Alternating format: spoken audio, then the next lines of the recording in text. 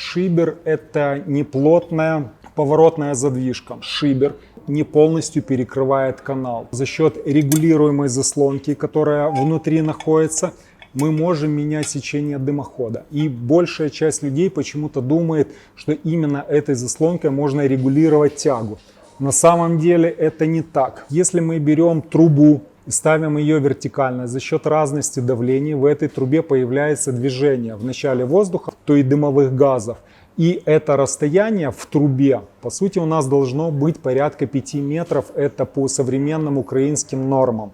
Тяга, которая измеряется в паскалях, она измеряется перпендикулярно потоку. Для того, чтобы работал камин нормально, в нем должно быть 12 паскалей плюс-минус 2. То есть от 10 до 14 паскалей. Если мы говорим тяга, мы его практически всегда путаем с другим термином. И термин этот называется поток дымовых газов. А вот поток уже дымовых газов, он измеряется в грамм на метр кубический в секунду. То есть это параметры, которые имеют уже и объем какой-то, который проходит через нашу трубу и, соответственно, через время прохождения. Поэтому практически всегда все путают вот эти два параметра. То есть тяга, как дифференциальное давление, и поток дымовых газов, который измеряется абсолютно по-другому. И вот именно у потока дымовых газов у него есть направление вверх или вниз. У него уже есть интенсивность. И практически всегда между этими двумя терминами появляется недопонимание. Поэтому все думают, что регулируется тяга, а на самом деле регулируется поток дымовых газов. Причем он регулируется, если кто-то думает, в большую или меньшую степень. Нет, мы можем регулировать, если заслонка открыта и стоит ребром, движению дымовых газов не мешаем. Но если заслонка перекрыта, то движение дымовых газов начинает уже как бы душение происходить, поэтому интенсивность уменьшается. Поэтому регулируется не тяга, а регулируется поток дымовых газов в сторону уменьшения. Все путают шибер, неплотную поворотную заслонку, которая в дымоходе, заслонка. Заслонка что из себя представляет? Идет пластина, которая у нас перекрывает канал. И эта пластина, здесь она полностью перекрывает, но по строительным нормам она должна не полностью перекрывать. То есть все равно движение дымовых газов через заслонку должно происходить. Для чего она нужна? Когда не работает камин, полностью перекрывать канал, чтобы через камин не было движения, не было воздухообмена.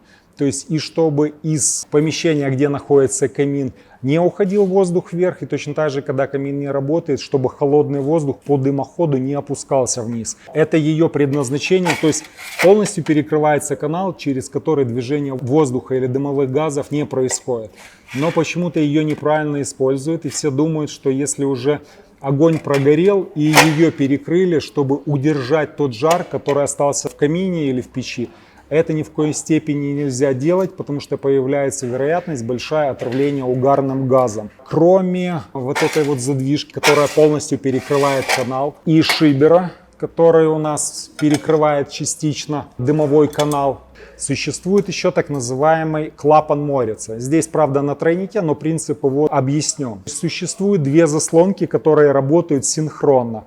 То есть, если у нас идет поток дымовых газов снизу, то вот здесь и здесь сверху стоят две заслонки, которые работают синхронно. Что это дает? Если одна заслонка стала вертикально, то и вторая вертикально. Соответственно, если дымовые газы идут снизу, они через верхнюю дымовую заслонку могут проходить. Верхняя заслонка не препятствует движению газов. В боковой канал заслонка стоит тоже вертикально, и, соответственно, дымовые газы не могут пройти. Если мы перекрываем в другую сторону, в горизонтальном положении, дымовые газы вверх не могут пойти, но зато могут свободно пойти. Поэтому вот этот тройник, он называется у поляков тройник Морица. Очень часто используют именно в каналах, если нужно в канал пропустить вверх для дымоудаления или куда-то в сторону для того, чтобы переключить движение канала или так называемый летний ход, или через дымообороты пустить. Поэтому он очень полезен. Поэтому вот такие разновидности существуют. Где же может устанавливаться шибер? Шибер устанавливается 4 позиции. Первая позиция, когда шибер устанавливается в топке. Часто путают, говорят, что это преимущество. Не совсем. Если шибер расположен внутри топки, если кто-то помнит, у Йотула была очень классная такая модель, сейчас ее уже не выпускаемая, i600, где именно стоял так называемый шибер, но по сути он выполнял другую роль.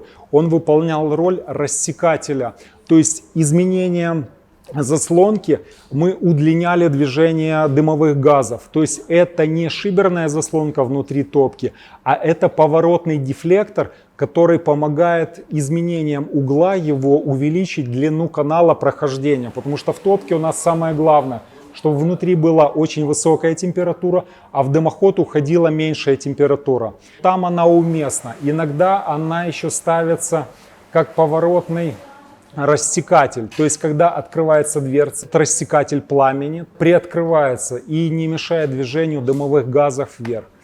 Это первая позиция, когда в топке, то есть там уместно, потому что это не шиберная заслонка в топке, а это поворотный рассекатель, который во многих топках в принципе используется. Если шибер стоит на дымоотводящем патрубке топки, вот здесь уже нюанс. Это хуже, потому что это говорит о том, что эта топка устаревшая. Почему так происходит? Потому что движение воздуха идет из помещения через зольник и проходит вверх. И это так называемое неконтролируемое горение. И единственный инструмент, как мы можем хотя бы повлиять на уменьшение потока дымовых газов, которые уходят, не тяги, именно шибер. То есть шибер на горловине топки говорит о том, что эта конструкция устарела. И в современных топках оно не используется. Поэтому если вы видите где-то шиберную заслонку в топке, это не преимущество, это говорит о том, что эта конструкция устарела. И горение там можно регулировать только шибером.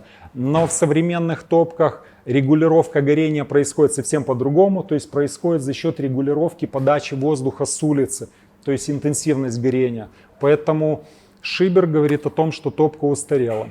Третий метод, где используется шибер, он используется на канале дымоотводящем. От топки вышел вверх и до канала подключения к тройнику. На этом участке шибер, по крайней мере, более-менее уместен. А четвертый элемент – это если шибер используется на вертикальном канале дымохода. Там он не уместен. Или, например, дымоход насадной сразу на топке вертикально. Если у нас стоит устаревшая топка, и нам надо хоть как-то повлиять на уменьшение движения потока дымовых газов, то тогда она уместна. А тяга уменьшается совсем другим устройством. Для уменьшения тяги существует так называемый модератор тяги.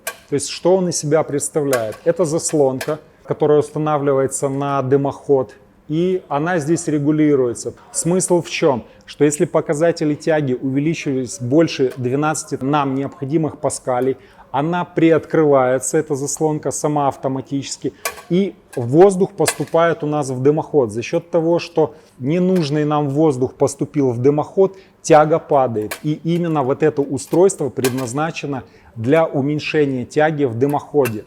Именно модератор тяги, не шибер. Это уменьшает тягу, которая настраивается вот в паскалях.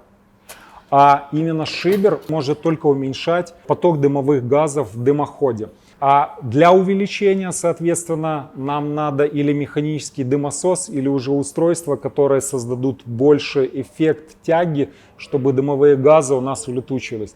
Шибер, я считаю, в современных каминах ненужная приблуда, которую можно использовать, а можно абсолютно не использовать. Ну и, соответственно, если мы берем шибер, то у него есть несколько вариантов регулировки. Или двигается канал, или, например, выдвижной идет, или наоборот существует тросик, который регулирует. Шибер не регулируется в каких-то промежуточных каналах, он регулируется открыто-закрыто. Сейчас закрыто или открыто, когда заслонка стоит по движению дымовых газов. Какие минусы? Минус у этой заслонки, то есть даже в положении закрыто, через нее существует движение и дымовых газов вверх, и если камин не работает, опускание вниз, она не перекрывает полностью И опять это обусловлено строительными нормами. Вот эта пружинка иногда со временем выходит из строя, и, соответственно, он провисает, очень часто подклинивает и очень такой неприятный, ну вот сейчас звук, который сопровождается открытием-закрытием. Если брать задвижку, она полностью перекрывает канал. Ее закрывать, когда именно полностью прогорел камин и когда необходимо полностью перекрыть канал. Какие у нее могут быть минусы? За счет того, что она выдвижная, в эти пазы может попадать сажа, и при последующем движении, соответственно, она будет подклинивать, ей сажа будет мешать. Ну и если в дымоходе существует конденсат, то этот конденсат может попадать туда и по этим направляющим вытекать. Поэтому в тех дымоходах, где низкая температура или наоборот сырыми дровами топят, конденсат будет выступать через вот эти вот поверхности. Поэтому если двойная шиберная заслонка на клапане Морица, я ее приветствую, потому что она позволяет переключать движение дымовых газов или вверх, или на бок. То есть я за нее, то в использовании обыкновенного шибера на современных каминах я целесообразности не вижу и считаю ее абсолютно ненужной приблудой.